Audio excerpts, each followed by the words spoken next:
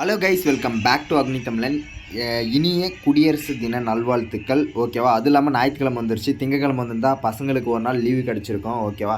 இருந்தாலும் பரவாயில்ல. ஓகேவா? இந்த குடியரசு தின விழாவும் ஒரு ஸ்வீட்டான நியூஸ் என்னன்னு பார்த்தீங்கன்னா, நம்ம அஜித் அதாவது தலைக்கு பார்த்தீங்களா பத்மபூஷன் விருது அறிவிப்பு, அதாவது மத்திய அரசு பார்த்தீங்களா அறிவிச்சிருக்காங்க. ஓகேவா?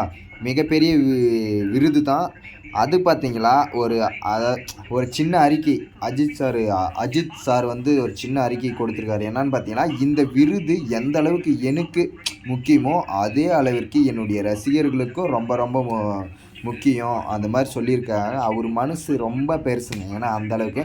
அது மட்டும் இல்லாமல் தளபதி மூவி அப்டேட் ஒன்று, அதாவது 69 அந்த நேம் டைட்டில் என்னென்னா வச்சுக்கவா, ஜனநாயகம்.